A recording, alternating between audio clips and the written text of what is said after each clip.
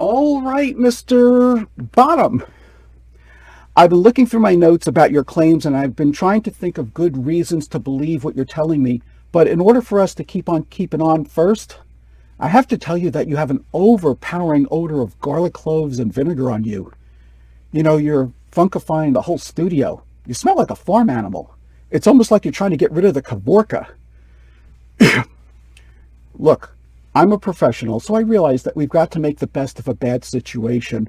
But ever since that day when you say that you and your friends were rehearsing Pyramus and Thisbe in the woods for the Duke's wedding celebration, I think you've been hallucinating. I think what really happened was that you woke up and found that your friends were gone, and with darkness all around you, you probably got disoriented. In fact, it's possible that your old friends called to thee that night, but I just don't feel like you would have even known it. Yes, I'm very serious about what I do, so let's start staring down reality, because it don't do me no good to beat around the bush with you. Believe me, not a day goes by when I don't realize that some people live in a fantasy world. You want me to believe that a fairy princess fell in love with you in the forest. Fine, I believe you believe it, but I have to tell you that in order for me to believe everything that you say happened to you was not a dream, I've really got to use my imagination. I'm afraid we're going to have to end this session now because I've got a show to do. Anyway, I wish you and your mates good luck with your performance. By the way, you really need to take a bath. You stink.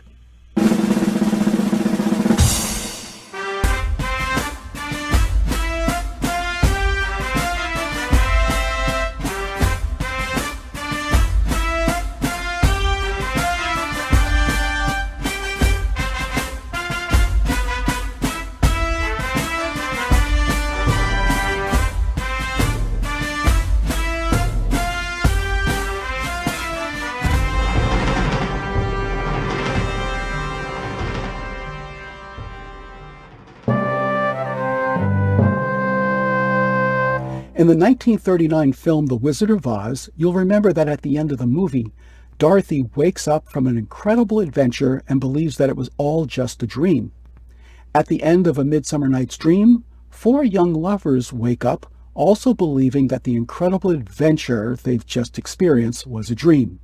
As you can see, some ideas are timeless. So let's take a look at the plot. The play opens with Duke Theseus of Athens and Hippolyta, the queen of the Amazons, who are getting married in 4 days. But while Theseus is restless about how long he has to wait, Hippolyta thinks the time will pass like a dream. Aegeus comes to Theseus about his daughter Hermia, who is in love with Lysander and refuses to marry Demetrius, whom her father prefers. In fact, Aegeus is so enraged by her refusal that he threatens to invoke an ancient Athenian law whereby a daughter must marry the suitor chosen by her father or else face death.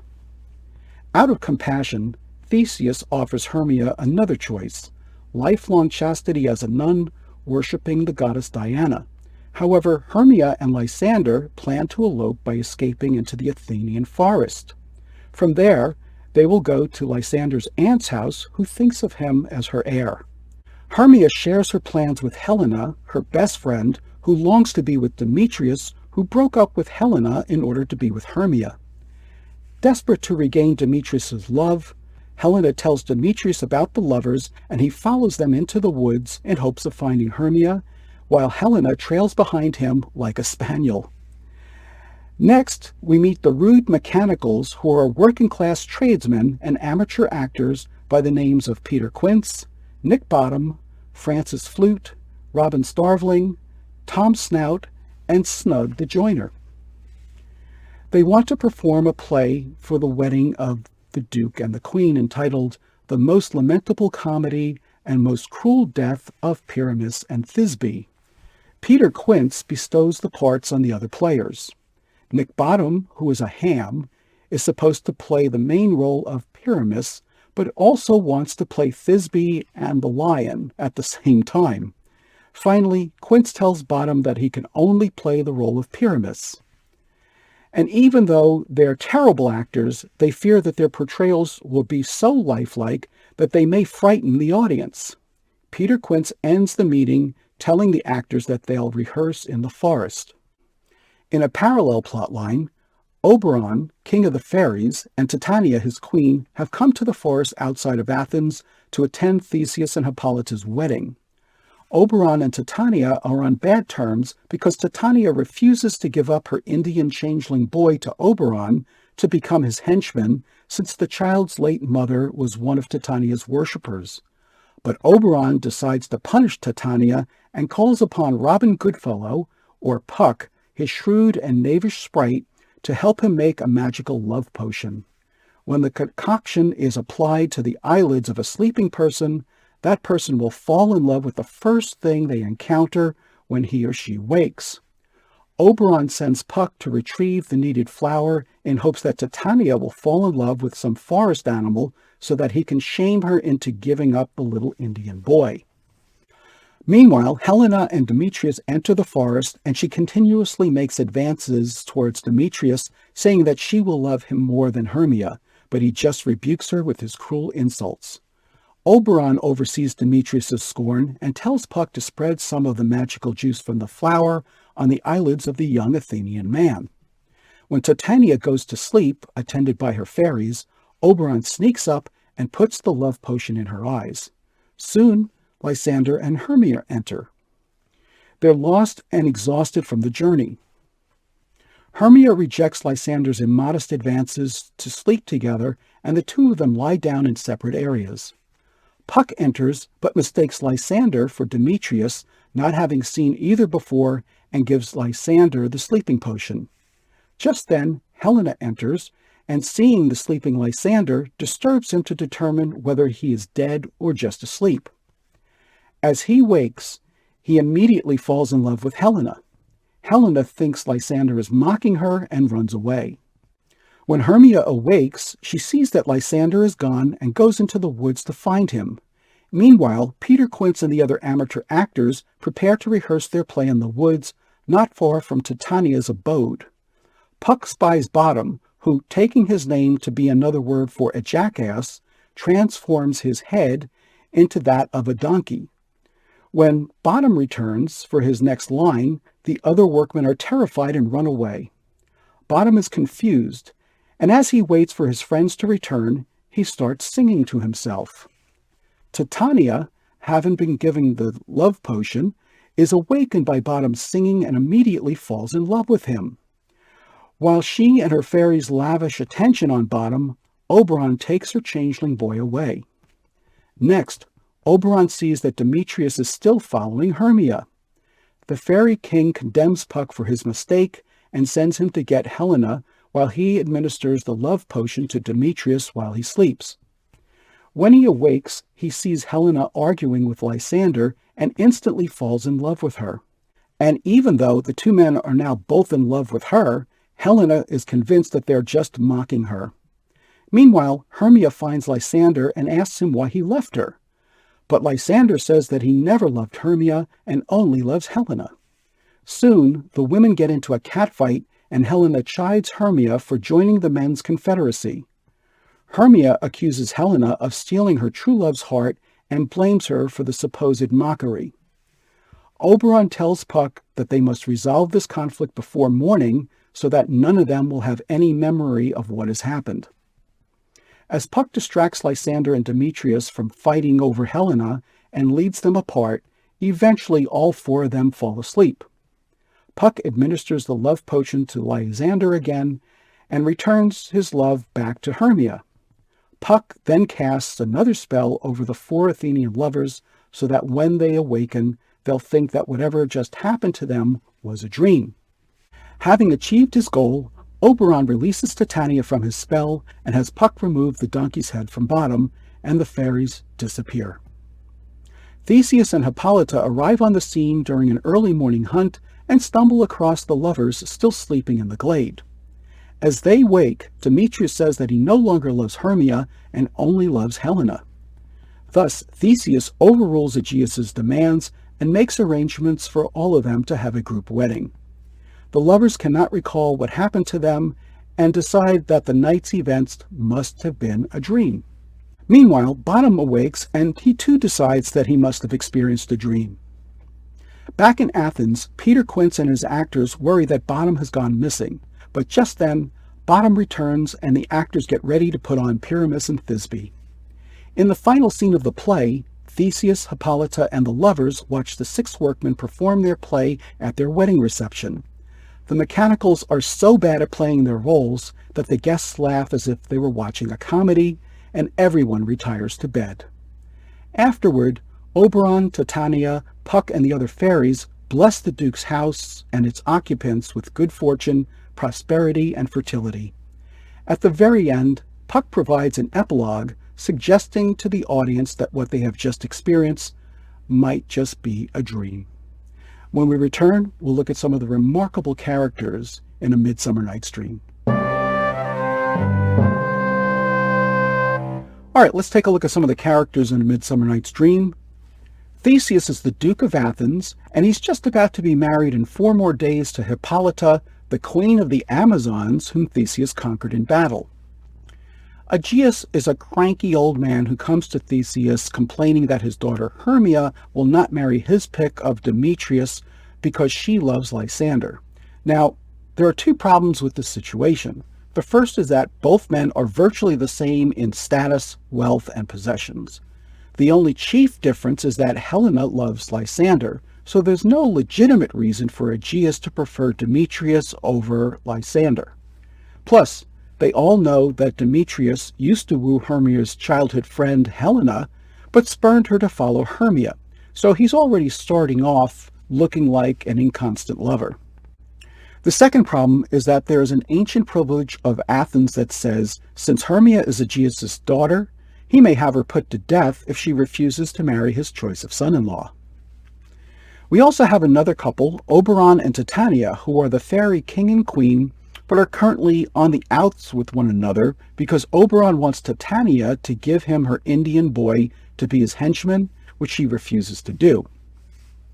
Robin Goodfellow, also known as Puck, is a mischievous and knavish sprite who serves Oberon but enjoys stirring up trouble. And then we have the Rude Mechanicals. This is a group of 6 men, including Peter Quince, Nick Bottom, Francis Flute, Robin Starveling, Tom Snout, and Snug the Joiner. They're all laborers by trade who desire to be amateur actors. Bottom is by far the ham of the group and tries to play several different parts in the play to be performed for Theseus's wedding. And finally, we have Helena and Hermia, who we learn have been childhood playfellows. When the play begins, both Demetrius and Lysander desire Hermia.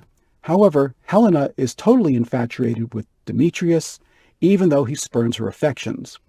Her character comes across as that of a doormat, and she laments that she is as ugly as a bear. Hermia, on the other hand, is very feisty and bold. She's not afraid to speak up to her father and says she'd rather die than marry Demetrius. However, Hermia and Lysander decide to run away into the woods and elope. But Helena does have one big advantage over Hermia, and that is her height, as we shall see when the 2 women get into a catfight. When we return, we'll look at some of the plot devices and memorable scenes in A Midsummer Night's Dream. Shakespeare used some of his most familiar plot devices in this play, including a wacky constraint. In this case, we have Aegeus, a father who is willing to kill his daughter rather than have her refuse to marry his choice for her husband. And whenever you have a forbidden marriage, you almost always have an elopement. In this case, that leads us to our second plot device, escaping into the woods. Woodland settings are very popular in Shakespeare plays because they represent escapism and allow the characters to explore who they really are. Next, we have miscommunicated messages. Oberon wants Robin Goodfellow to anoint Demetrius's eyes with a love potion so that he will fall back in love with Helena. But since Oberon only tells Robin to look for a man in Athenian garb, he mistakes Lysander for Demetrius.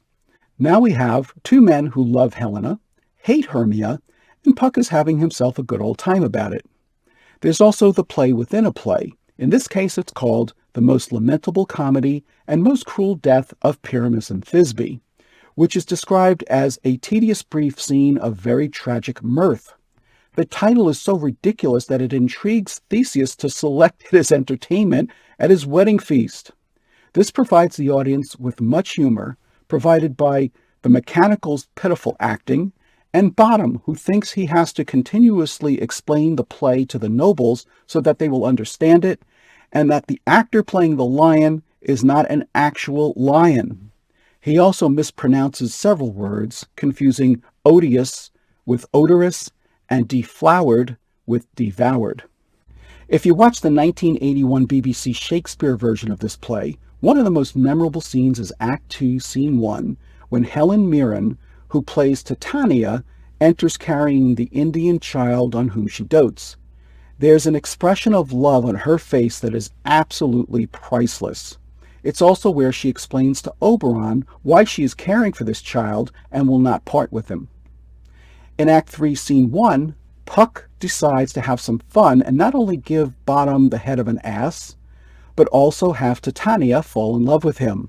If you watch the 1999 Michael Hoffman version of this play, you'll see the beautiful Michelle Pfeiffer, that white gold, fall in love with Kevin Kline in one of the best scenes in the entire movie. In Act 3, Scene 2, we have a good old-fashioned catfight when Helen and Hermia go at it, each thinking that the other one has influenced the men to change their affections, as both Lysander and Demetrius now fight for Helena's love. And finally, in Act 5, Scene 1, we have the ridiculous performance of Pyramus and Thisbe by the rude mechanicals. Picture the little rascals performing a grown-up version of a play. It's so bad that the audience finds it hysterical. In fact, at the very end, Bottom asks the Duke if he would like to see the epilogue, and the Duke replies with one of the best lines in the entire play, "No epilogue, I pray you, for your play needs no excuse. Never excuse, for when the players are all dead, there need none to be blamed." When we return, we'll look at some of the themes that run through A Midsummer Night's Dream. A Midsummer Night's Dream is one of the only Shakespeare plays in which we get to see a good old-fashioned catfight between two women fighting over men. But in reality, they're really fighting over height. Since Helena is taller than Hermia, she makes some comments to which Hermia takes offense. If you have the opportunity to watch this play, you'll certainly enjoy the action in Act 3, Scene 2, when Helena and Hermia, with some additional insults from Lysander, go at it pretty hard. Here are some excerpts from that scene. Helena says, "Fine in faith, have you no modesty, no maiden shame, no touch of bashfulness? What, will you tear impatient answers from my gentle tongue? Fie, fie, you counterfeit, you puppet, you." Hermia responds, "Puppet? Why so? Aye, that way goes the game. Now I perceive that she hath made compare between our statures. She hath urged her height, and with her personage, her tall personage, her height forsooth, she hath prevailed with him. And are you grown so high in his esteem, because I am so dwarfish and so low? How low am I, thou painted maypole? Speak, how low am I? I am not yet so low, but that my nails can reach until thine eyes." Helena says, "I pray you, though you mock me, gentlemen, let her not hurt me. I was never cursed. I have no gift at all in shrewdness. I am a right maid for my cowardice. Let her not strike me. You perhaps may think because she is something lower than myself that I can match her." Hermia replies, "Lower? Hark again!" Later, Helena continues, "Oh, when she is angry, she is keen and shrewd. She was a vixen when she went to school, and though she be but little, she is fierce." Hermia goes off the rails. "Little again? Nothing but low and little? Why will you suffer her to flout me thus? Let me come to her." And Lysander says, "Get you gone, you dwarf, you minimus of hindering knotgrass maid, you bead, you acorn."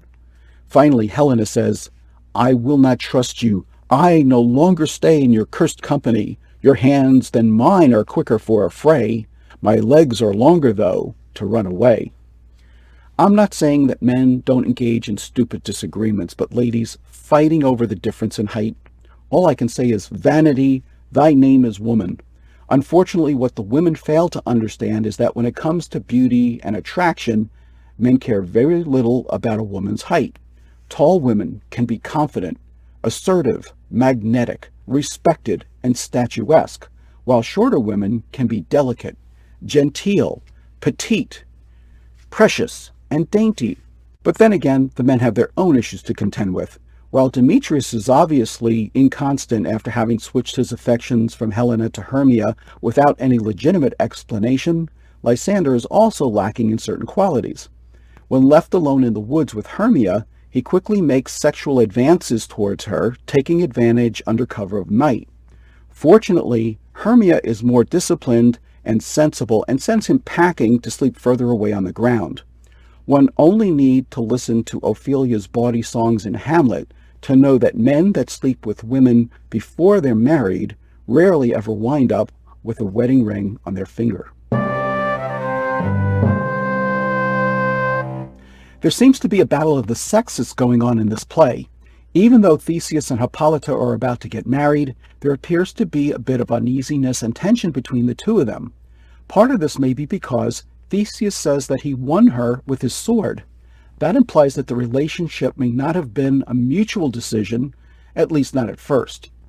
Also, there's a power struggle between Oberon and Titania over who gets control of the orphaned Indian changeling boy. Titania has him, but Oberon wants him for his henchman and is willing to drug and humiliate his wife in order to get him. Here is Titania digging in her heels as to why she will not give up the child. This is in Act 2, Scene 1. Set your heart at rest. The fairyland buys not the child of me. His mother was a votress of my order, and in the spiced Indian air by night, full often hath she gossiped by my side, and sat with me on Neptune's yellow sands, marking the embarked traders on the flood, when we have laughed to see the sails conceive and grow big-bellied with that wanton wind, which she with pretty and with swimming gait following. Her womb then, rich with my young squire, would imitate and sail upon the land to fetch me trifles and return again, as from a voyage, rich with merchandise. But she, being mortal, of that boy did die. And for her sake do I rear up her boy, and for her sake I will not part with him. And let's not forget Aegeus exercising his right, power, and control over his daughter Hermia. I mean, it's not every day that you see a father willing to kill his own daughter rather than let her marry the respectable, affluent, and eligible man that she loves. On the other hand, Theseus almost sounds like he's powerless to control the fate of Hermia, who is in love with Lysander. Yet, at the end of the play, he simply overrules Aegeus and allows the couple to marry. So why didn't he just do this to begin with? When we return, we'll look at some of the most powerful lines in this play. Some of the lines in A Midsummer Night's Dream will probably be familiar to people who have never even heard of Shakespeare. For example, in Act 1, Scene 1, we hear Lysander say, "The course of true love never did run smooth." And while that's true, it doesn't mean that it's not worth the wait. When Bottom awakes in the forest, we hear his thoughts shared in his soliloquy. "Hey ho, Peter Quince! Flute the bellows mender! Snout the tinker! Starveling! God's my life, stolen hence and left me asleep. I have had a most rare vision. I have had a dream, past the wit of man to say what dream it was. Man is but an ass if he go about to expound this dream. Methought I was... there is no man can tell what. Methought I was... and methought I had... But man is a patched fool if he will offer to say what methought I had. The eye of man hath not heard, the ear of man hath not seen. Man's hand is not able to taste, his tongue to conceive, nor his heart to report what my dream was. I will get Peter Quince to write a ballad of this dream. It shall be called Bottom's Dream, because it hath no bottom." By the way, Shakespeare used a biblical reference from chapter 2, verse 9 of St. Paul's first letter to the Corinthians, which reads, "But, as it is written, the eye hath not seen, nor ear heard, neither hath it entered into the heart of man, what things God hath prepared for them that love him." The play concludes in Act 5, Scene 1 with an exceptional epilogue delivered by Robin Goodfellow. "If we shadows have offended, think but this, and all is mended, that you have but slumbered here, while these visions did appear. And this weak and idle theme, no more yielding but a dream. Gentles, do not reprehend, if you pardon we will mend, and as I am an honest Puck, if we have unearned luck, now to 'scape the serpent's tongue, we will make amends ere long. Else the Puck a liar call, so good night unto you all. Give me your hands, if we be friends, and Robin shall restore amends." And let's finish up with another great line from Act 3, Scene 2, when Robin says, "Captain of our fairy band, Helena is here at hand, and the youth mistook by me, pleading for a lover's fee. Shall we their fond pageant see? Lord, what fools these mortals be." Who can argue with that? When we return, we'll look at some of the major turning points in A Midsummer Night's Dream and some correlations to the other Shakespeare plays. I just want to point out three major turning points that affect the outcome of this play. The first one takes place when Puck gives the love potion to Lysander by mistake. Or does he? When Oberon questions him about applying the love potion to the wrong Athenian, we see that he has his excuses all ready to go. In Act 3, Scene 2, he says, "Then will two at once woo one, that must needs be sport alone. And those things do best please me that befall preposterously." He continues saying, "Believe me, King of Shadows, I mistook. Did not you tell me I should know the man by the Athenian garments he had on? And so far blameless proves my enterprise, that I have anointed an Athenian's eyes, and so far am I glad it so did sort, as this their jangling I esteem a sport." And while he might have made an honest mistake, he's not the least bit disappointed with the results. What we need to remember about Puck is that he is a prankster, an instigator, and a mischief maker. Sure, he's going to make everything right, but until he does, you can see how much he's enjoying all the mixed-up confusion that he's caused. Bottom's transformation provides the opportunity to enter the fairy world between reality and fantasy. Or is it just a dream? And of course, once Demetrius tells Aegeus that he does indeed love Helena, that allows the couples to both be paired off. Now, let's look at some of the correlations to many of the other Shakespeare plays. We've seen that the forest setting is not uncommon. We have Birnam Woods in Macbeth. In Titus Andronicus, Lavinia's rape and mutilation takes place in the forest. In The Two Gentlemen of Verona, the play ends with most of the characters meeting up in the forest near Milan. And in Henry IV, Part 2, we have the infamous betrayal by Prince John of Lancaster in the forest of Gautreks. There's also the play within a play, in this case Pyramus and Thisbe. In Love's Labour's Lost, it was the pageant of the Nine Worthies, and in Hamlet, we had the mousetrap. Duke Theseus undoes the ancient law at the end of the play, so why didn't he just do this in the first place? We've seen this with Duke Vincentio in Measure for Measure, with Duke Silenus in The Comedy of Errors, and with the Duke of Venice in The Merchant of Venice. We have men switching their affection from one woman to another, in this case Demetrius and Lysander. We saw this with Proteus in The Two Gentlemen of Verona, with Angelo in Measure for Measure, with Mark Antony and Antony and Cleopatra, with Duke Orsino in The Twelfth Night, with Hortensio in The Taming of the Shrew, with Saturninus in Titus Andronicus, with Edward IV in Henry VI Part 3, with Henry VI in Henry VI Part 1, with Henry VIII, and with Romeo in Romeo and Juliet. So why don't these guys just make up their minds already? Helen and Hermia are two women who were raised together and were inseparable as children, just like Rosalind and Celia in As You Like It, and Marina and Philoten in Pericles, Prince of Tyre. Aegeus accuses Lysander of bewitching his daughter with verses to get her to love him. In Othello, Brabantio accuses Othello of charming his daughter Desdemona with witchcraft. By the way, neither of these accusations was true. Aegeus also thinks of Hermia as his property to be disposed of. In The Taming of the Shrew, Petruchio describes his new bride, Catherine, as his goods, his chattels, his horses, his ox, his ass, and his everything. In Troilus and Cressida, Cressida's father, Calchas, whisks her away to be reunited with him without any thought about taking her away from the man she loves. Helena tells Demetrius that she is his spaniel and dotes on him. In The Two Gentlemen of Verona, Julia pretends to be a male page in order to serve her former boyfriend Proteus.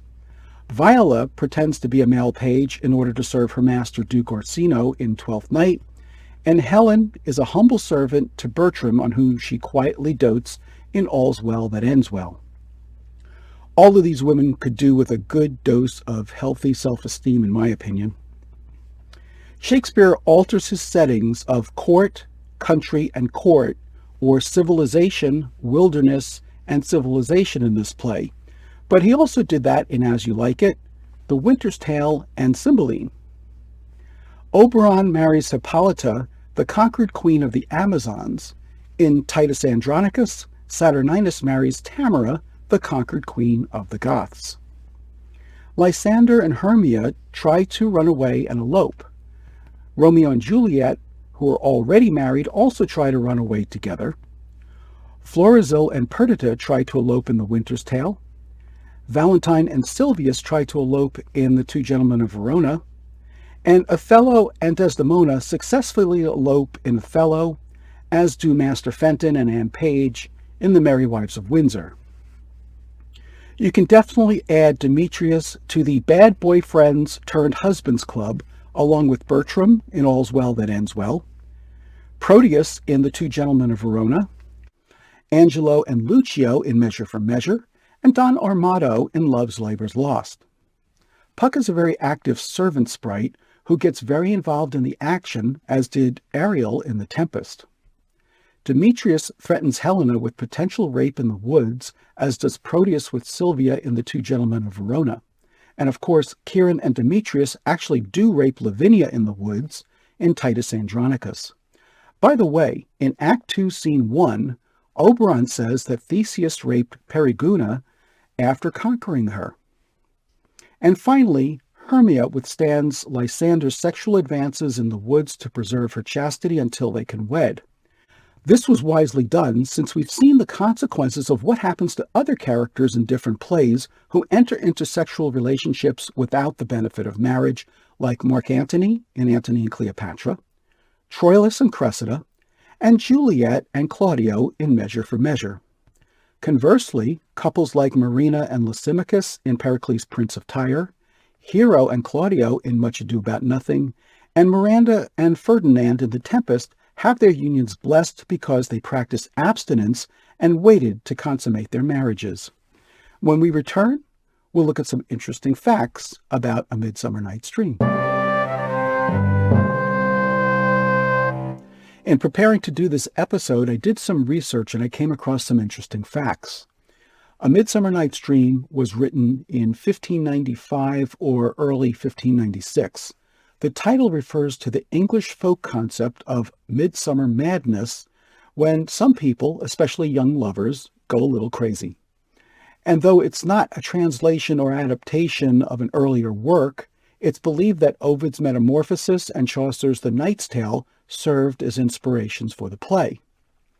There's also a little confusion about when this play is actually taking place, because it intertwines the Midsummer Eve, which would be June 23rd, the summer solstice in the Northern Hemisphere, and just about the longest day of the year, with May Day as evidenced by Theseus's comment that the slumbering youths may be observing the rite of May, which would be May 1st. Opinions also differ on whether the entire play takes place over 4 days or just 2. Shakespeare uses class structures in this play to differentiate his characters' high and low status. For example, the Athenians speak in verse, while the working-class amateur actors speak in prose. The same actor who played Bottom in Shakespeare's day also played Dogberry in Much Ado About Nothing. You'll note that Dogberry emphatically insists, "But masters, remember that I am an ass. Though it be not written down, yet forget not that I am an ass." Audiences who had seen the earlier performance would have certainly appreciated the inside joke. The tale of Pyramus and Thisbe featured in this play is also referenced by Jessica and Lorenzo in The Merchant of Venice. It also mirrors the story of Romeo and Juliet in that both lovers are forbidden to marry and wind up tragically killing themselves for love. Still, many people consider A Midsummer Night's Dream as an alternate version of Romeo and Juliet with a happy ending. Hippolyta is known as the Queen of the Amazons. So who were they? The Amazons were female warriors and hunters known for their physical agility, strength, archery, writing skills, and the arts of combat. Their society was closed to men. They raised only their daughters and returned their sons to their fathers, with whom they would only socialize briefly in order to reproduce. They were commanded by their queen and regularly undertook extensive military expeditions into the far corners of the world, from Scythia to Thrace, Asia Minor, and the Aegean Islands, reaching as far away as Arabia and Egypt. By the way, a character called Hippolyta, whose name means "she who unleashed horses," also appears in The Two Noble Kinsmen, and that character also marries Theseus, the Duke of Athens. In 1826, Felix Mendelssohn composed a concert overture inspired by A Midsummer Night's Dream.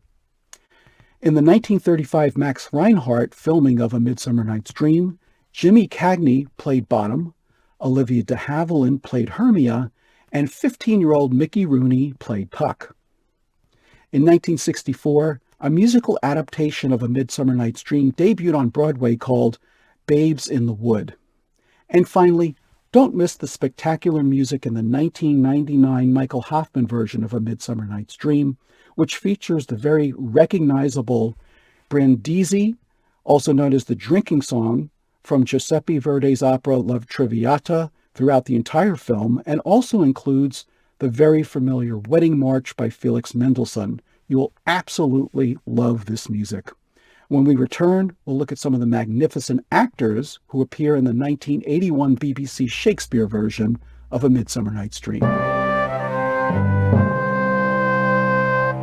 All right, now let's take a look at some of the great actors in the 1981 BBC Shakespeare version of A Midsummer Night's Dream. The magnificent Helen Mirren, who plays Titania, also played Rosalind in As You Like It in 1978, and Imogen in Cymbeline in 1982. Pippa Gard, who plays Hermia, also played Miranda in The Tempest in 1980, and Diana in All's Well That Ends Well in 1981.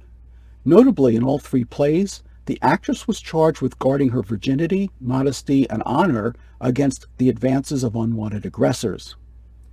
Hugh Quarshie, who plays Philostrate, also played the evil villain Aaron in Titus Andronicus in 1985. Jeffrey Lumpson, who plays Aegeus, also played Philario in Cymbeline in 1982. Ray Mort, who plays Snug the Joiner, also played Jailer in Cymbeline in 1982. John Fowler, who plays Flute, also played the boy in Henry IV Part 2 and Henry V, both in 1983. And Robert Lindsay, who plays Lysander, also played Fabian in Twelfth Night in 1980, Captain Dumaine in All's Well That Ends Well in 1981, Iachimo in Cymbeline in 1982, and Benedict in Much Ado About Nothing in 1984. Also in 1984, he starred in a revival of Me and My Girl opposite Emma Thompson, earning himself a Tony Award. And in 2021, Lindsay starred as Moonface Martin in a revival of Anything Goes, in which he was reunited with Felicity Kendall, his 1980 Twelfth Night co-star, after 41 years. And now let's also take a look at the all-star cast who appeared in the 1999 Michael Hoffman version of A Midsummer Night's Dream, which is set at the turn of the 19th century. Kevin Kline, who plays Bottom, also played Jaques in the Kenneth Branagh version of As You Like It in 2006. Bernard Hill, who plays Aegeus, also played various roles, including the Duke of York in the BBC versions of Henry VI Parts 1, 2, and 3, and Richard III, all in 1983. He also played Captain Smith in the 1997 blockbuster film Titanic. Rupert Everett plays Oberon. The gorgeous and talented Michelle Pfeiffer plays Titania. Stanley Tucci plays Puck. Dominic West, who plays Lysander, also played Fred Casely in Chicago in 2002. Sophie Marceau, who plays Hippolyta, also played Princess Isabella in Braveheart in 1995. Callista Flockhart, who plays Helena, also starred in the TV series Ally McBeal. Max Wright, who plays Robin Starveling, also played Willie Tanner in the TV series Alf. Christian Bale, who plays Demetrius, also played the boy in Kenneth Branagh's 1989 version of Henry VIII, and Theodore Lawrence in the 1984 version of Little Women, before going on to star as Batman in the Dark Knight trilogy of movies. Roger Rees, who plays Peter Quince, also starred in the 1982 Broadway version of The Life and Adventures of Nicholas Nickleby.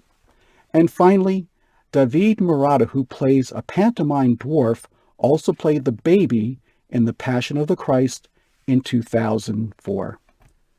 And now get ready for today's trivia challenge, which is called Ancient History.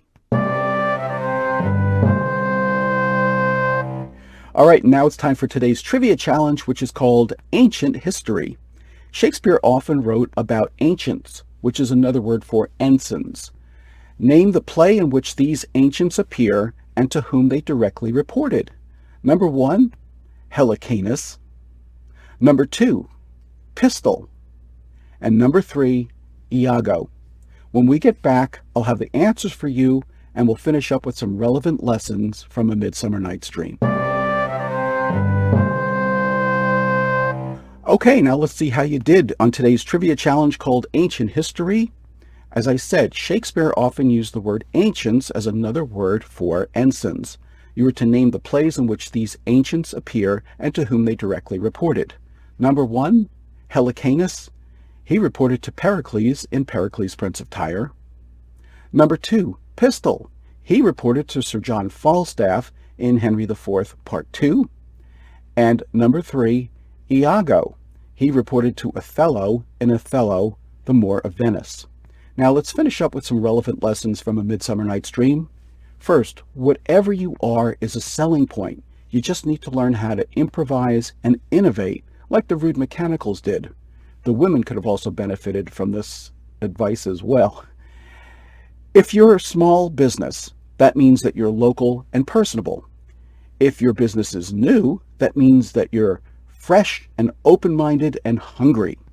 And if your business is big, it means that you're solid, dependable, and well-known. Remember, whatever you are, sell the advantages to your customer. Next, learn to over-communicate, not under-communicate. Oberon criticized Puck for his mistakes, but he certainly could have been clearer in his instructions. And finally, when you can't reward, you can always recognize people for their accomplishments. All the actors got for their bad performance were 3 words from the Duke: very notably discharged. And that little bit of praise made them feel appreciated and important. As William James once said, the greatest hunger in the human heart is the need for appreciation. So don't be stingy with your compliments. I'm Dave Romeo, and thank you for watching this episode of Romeo on Shakespeare. Please join me next time and see an English king whose bad judgment and disloyal advisors could cost him everything.